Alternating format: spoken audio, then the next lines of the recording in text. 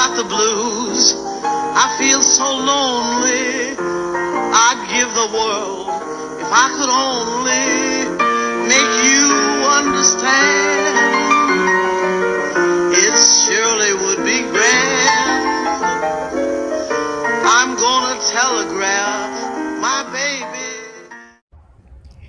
Thank you for joining us on another episode of Tombstone Tea, where we take a walk through history in the cemeteries. And today we are in Mount Glenwood Memory Gardens in Thornton, Illinois, to visit the grave of Edith Wilson, who was a blues singer here in Chicago. She began as a stage actress, and then she was signed to Columbia Records after being discovered in a stage play. And she actually sang for Duke Ellington in the Cotton Club, and she performed with Louis Armstrong, Bill Bojangles, Robinson, Cab Calloway, and she was actually the very first Aunt Jemima, the very first one. But unfortunately, due to controversy from the African American community, they felt like, she was shucking and jiving. So she quit being Aunt Jemima.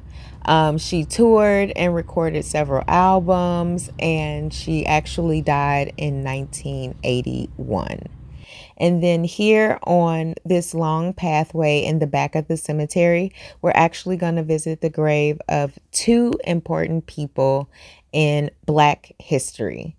The first one that we are going to visit is Marshall Major Taylor, who was actually the fastest cyclist in the world. Now, Major Taylor was born in 1878 in Indianapolis, and by 1897, he was considered the fastest bicycle rider in the world. He had established several world records in bicycle racing, and in 1899, he won the world championship in bicycle sprint racing.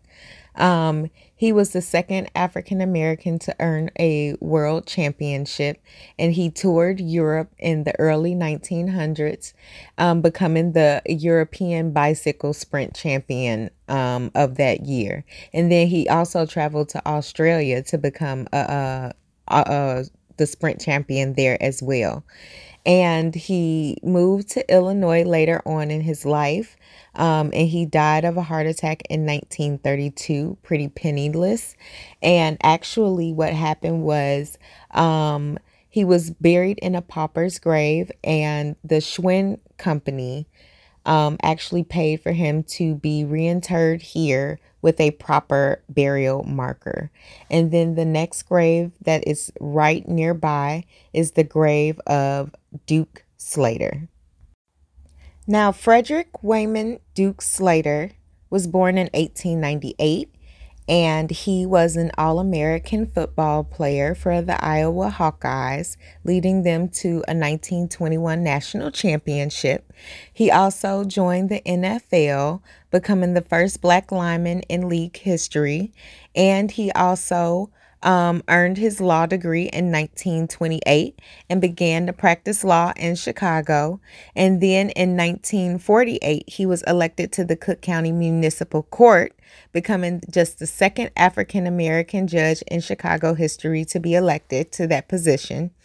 And he served as a Chicago judge for nearly 2 decades. He was married. He didn't have any children. But he was buried here with his wife after passing away in 1966 at the age of 67 from stomach cancer.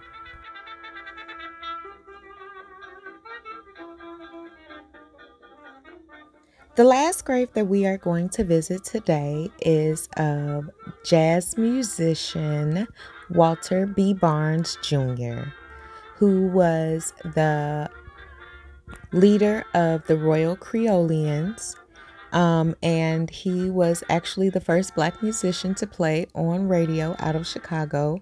And that is believed to be because he was friends with Al Capone and his family. And he also was playing at the Rhythm Club in Mississippi in 1940. The club actually caught on fire. And it claimed the lives of more than 200 people, including most of the members of his band. And he actually ordered the band to play some music to try to calm the crowd, but unfortunately, all of them passed away. So thank you for joining us on this episode of Tombstone Tea through the wonderful, beautiful grounds of Mount Glenwood Memory Gardens. We have one more episode of Mount Glenwood. We are going to visit the grave of Elijah Muhammad and their family plot. So I hope to see you next time on Tombstone Tea. And as always, make sure to click the like button and subscribe to our newest videos. Make sure those notifications are on and leave us a comment or two. We like to hear a little bit of feedback. All right, see you next time.